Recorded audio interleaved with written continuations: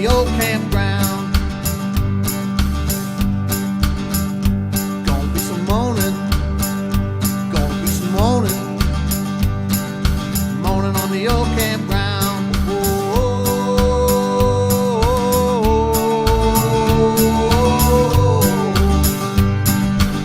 We plod along the day-to-day treadmill through the middle of the mundane experience that makes up the majority of our time as we wait for the shooting stars.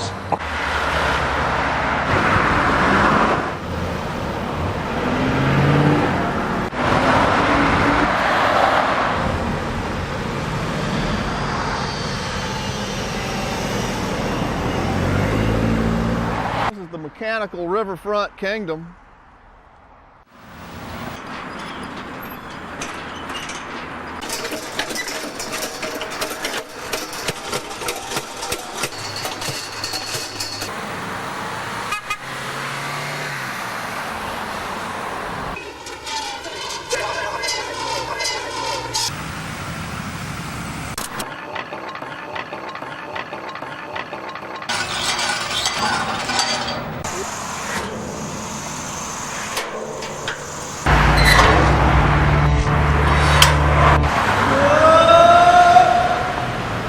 Started building it back in 1989.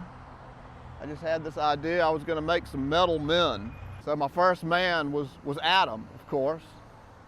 You know, then I just kept on making metal men for a while. I made Bag Man and Captive Man and Mesopotamian Man with nectar goblet and ruby slippers. And I was going to put this piece out in the front yard, and then somebody stole one of my figures. So I made this sign.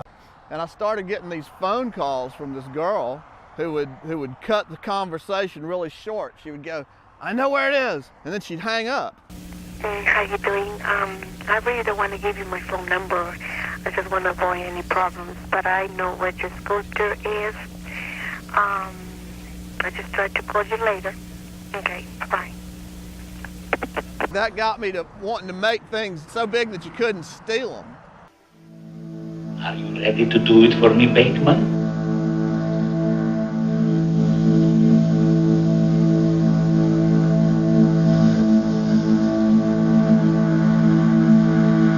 Yes.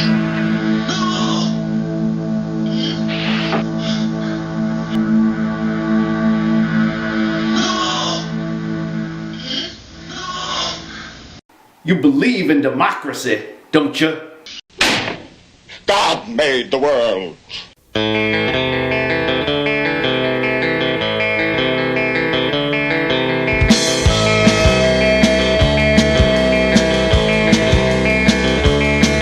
gonna do some praying for me, boy, and you better pray good.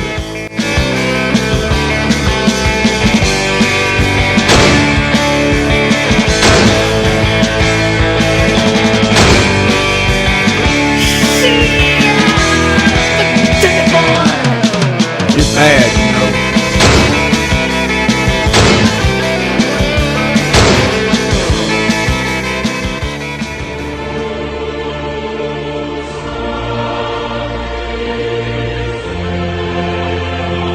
My brain? Your head?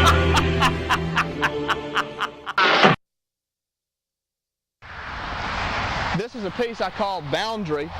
And what I'm doing is I'm separating my peaceful home space from the chaotic world of life in transit. And at the same time, I'm depicting time. The past I have symbolized by these sperm skeletons down here. Also in the past are the eel men. All different peoples and different cultures have created different belief systems throughout time in order to cope with the fact that they have to die. They wonder where they came from, where they're going, the anxiety of knowing that there is an end to this life. In the present is all the fertility figures dancing about in mating ritual.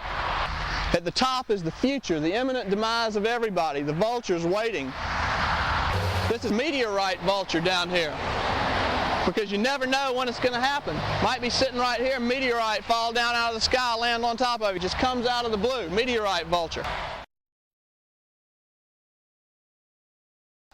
I made the first eel man in 1994, and it was just sort of an accidental thing.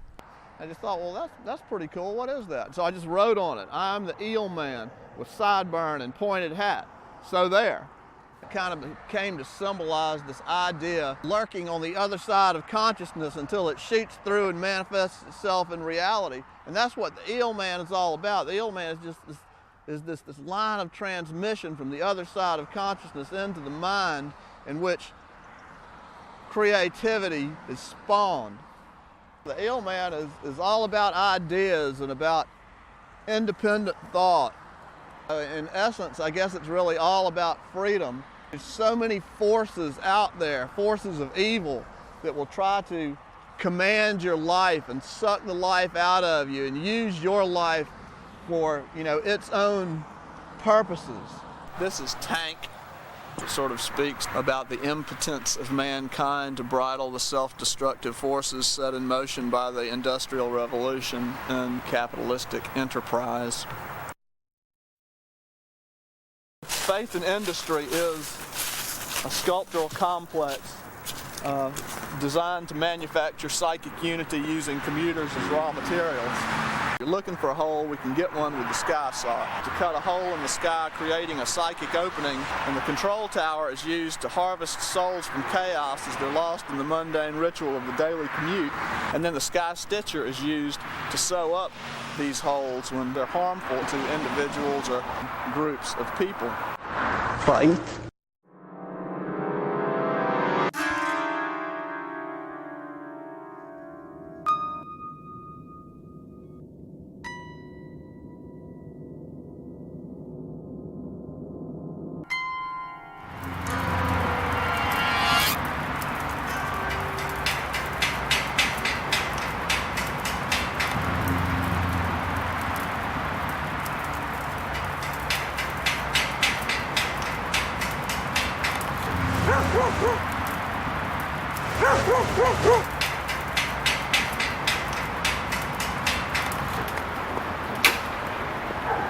So Clark, why are you doing this?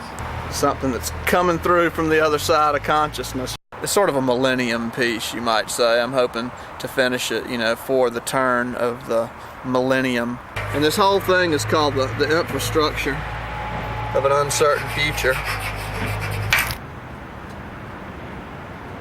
We're sort of coming out of this beginning spot here today, January 11th, 1999, hopefully. We'll get this done maybe sometime around September if I'm lucky. Our culture is so material based and production based, and the capitalistic system is just sort of a snowball running downhill. And eventually when all these fantasy communities, this sort of fantasy ideal America, passes and it's all left in its artifactual state, I guess this is sort of what this is about. And these are the real characters, the ones that have sort of come about as a result of all this activity naturally, as opposed to having been constructed out of some sort of ideal vision of what we're supposed to be. This is sort of what we really are.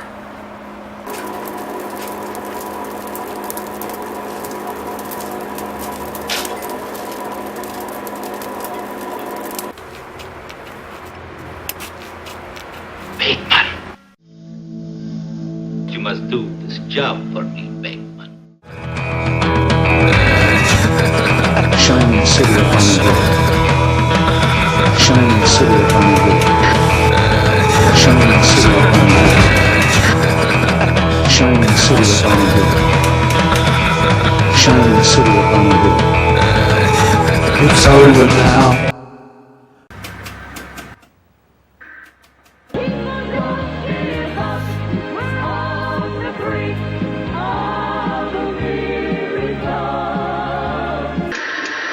Understand that sometimes you can find the inspiration from a higher power.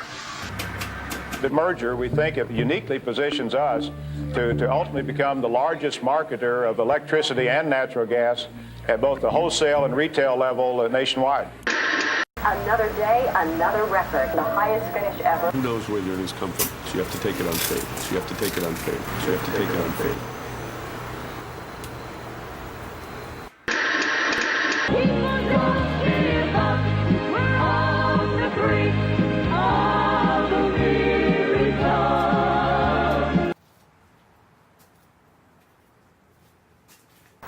people's fear of the afterlife is used to manipulate them. So one of the ways to escape that sort of manipulation is to create your own belief system.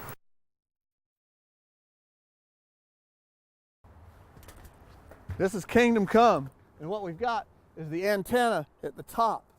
It's bringing in the signals from the other side of consciousness and bringing them down to the tuning fork here, where they're fine-tuned in, and the waves come in from the other side into your frontal lobe area, where you conceive all these ideas, these abstract ideas about things like God and money, and you can sit here and look out at the end of time and figure out for yourself what you're going to do about it, instead of accepting and believing in these existing blueprints of spirituality that have been laid out by others and are often used to manipulate people to fight wars and kill other people and do terrible things in the world. And so here you create your own belief system.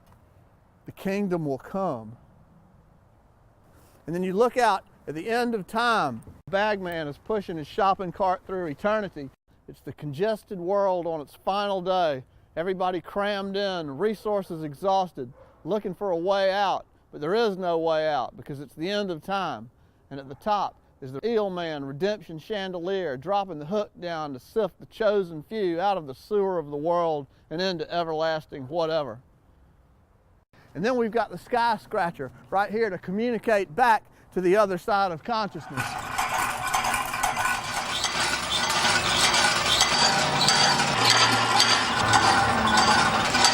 Creating a complete circle of communication where you're picking it up from the other side and then you're giving it back on this side. It's like a telephone line to heaven. Fight.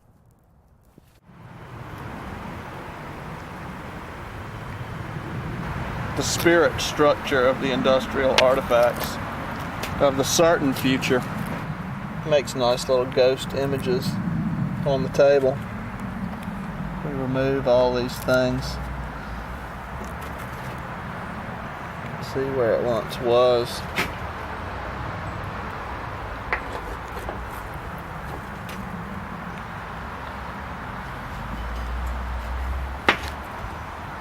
All fallen to ruin.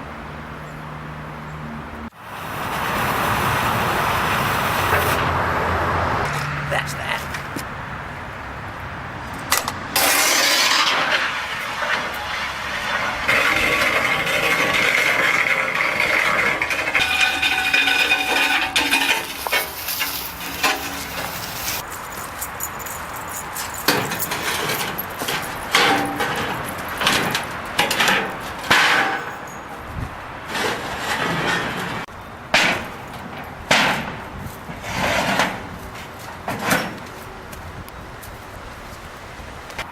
The end of 1999, I needed to get something on this base. I did manage to get that up by the end of the year, which was kind of cool. Still a little wobbly. You know, it started off to be a millennium project. I don't know if that'll actually hold through or not. It might be 5 years or so before it ever gets done. Maybe it will get done this year, I don't know.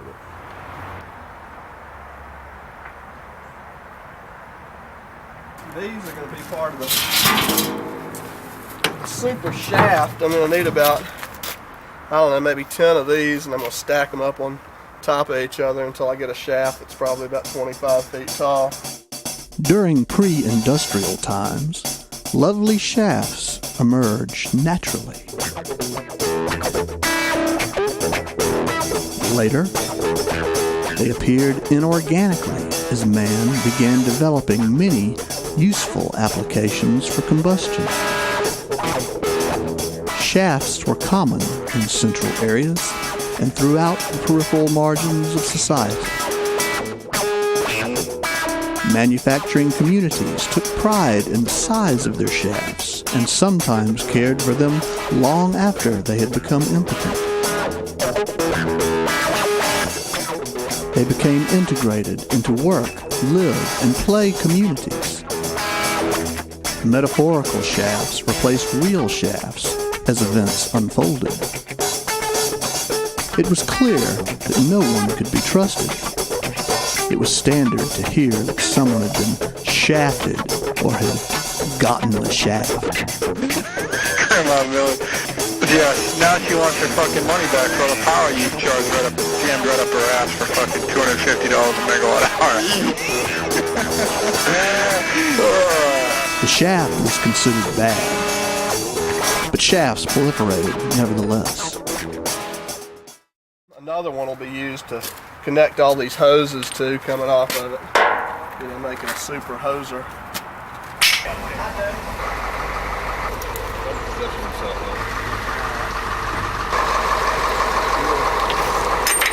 Go this way. You need to come this way with it. There we go. There we go.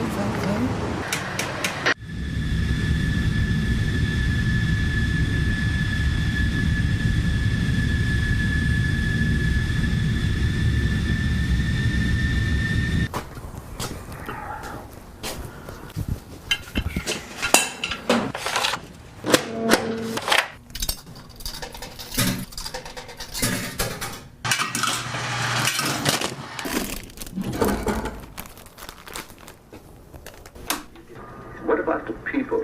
Most of them believed in freedom, peace, equality of opportunity.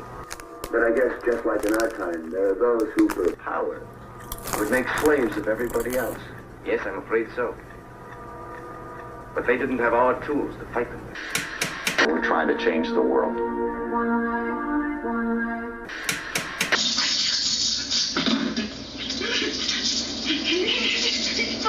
It's all us, buddy.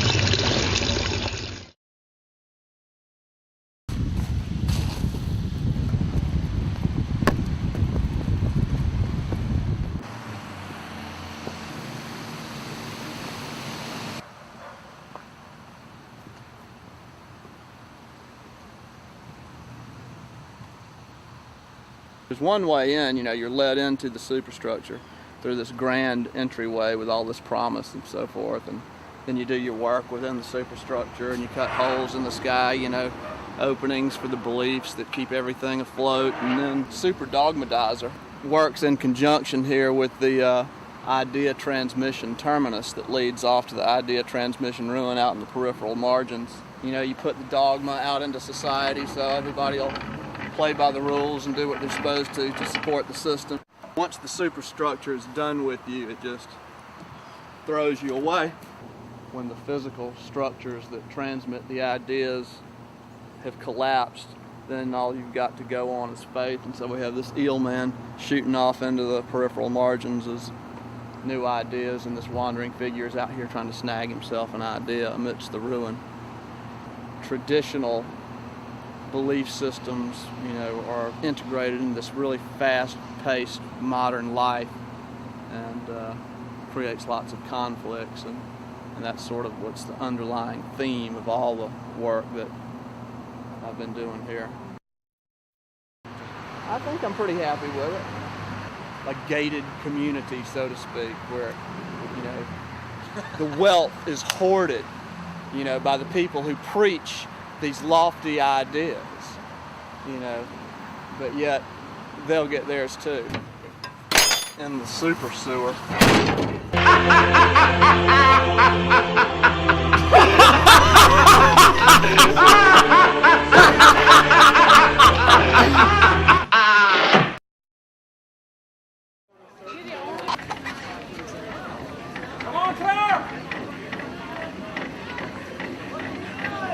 What kind of man has not his tasks laid out before him? What kind of man has no work to do?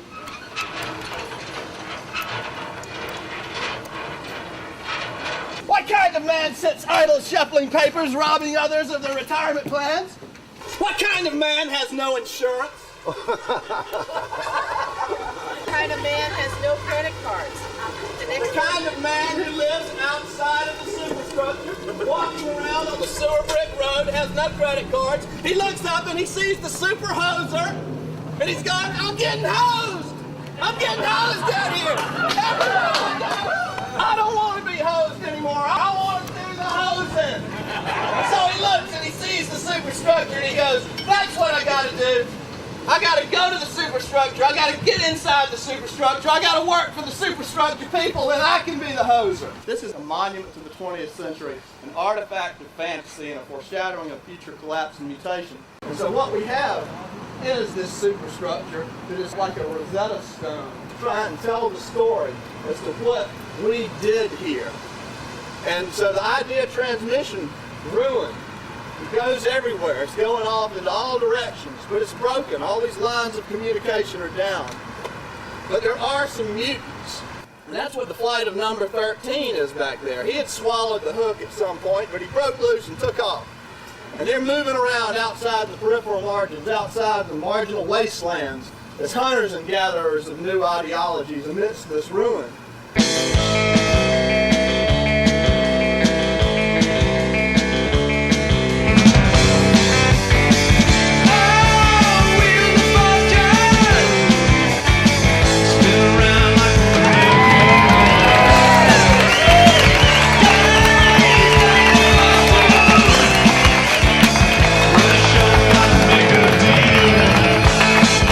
I know the whole time he's talking about me. Scary thought.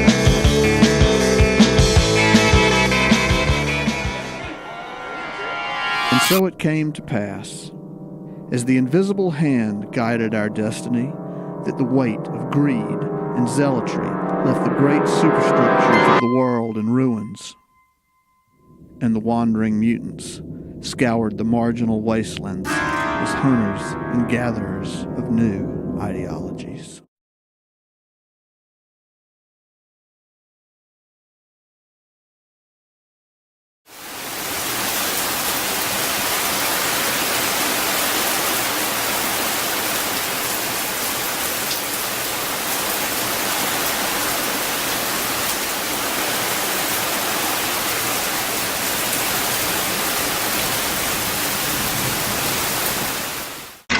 World spinning around, keeps on spinning, round and round and round. And so people are just out here chasing after stuff and chasing after money so they can buy more stuff. And they're out here in the mechanical river. It's flowing right along. Their souls lost in chaos. It's all going away. The only thing that'll be left will be space. You can't escape. The end is near. The end is coming, and they're waiting for you and for me and for us and for everything.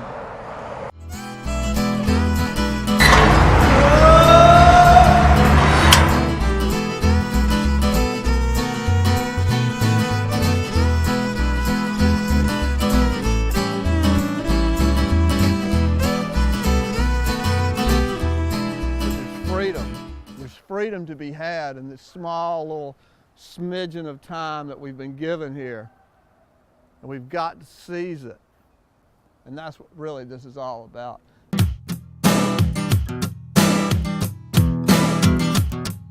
Remember, man, that you were dust. To dust you shall return.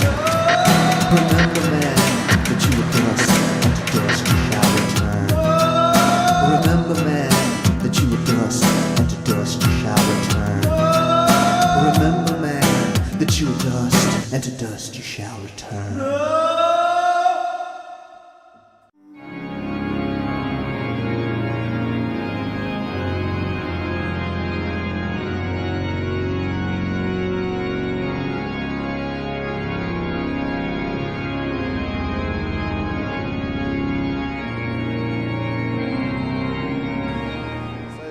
Main questions. Where did we come from? Where are we going? And why are we here? I'm not trying to be preachy about it, really, and telling people this is what they need to do or anything like that, you know, or this is what you've done and it's wrong. It's more like I'm just looking at it and painting a picture of what it is that I see. So pretending I'm going somewhere.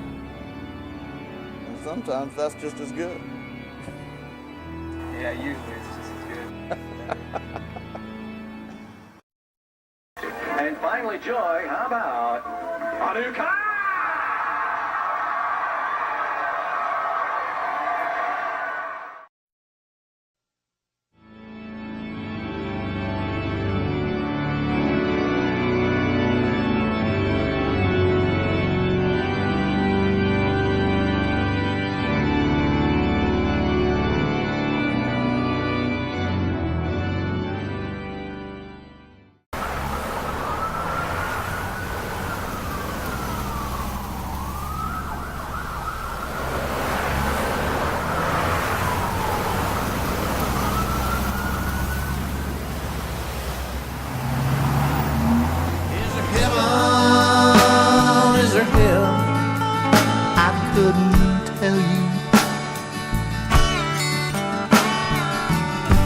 One day soon my soul will be set free. I got lost, never found. I took the hard way around. And may the good Lord have mercy on me.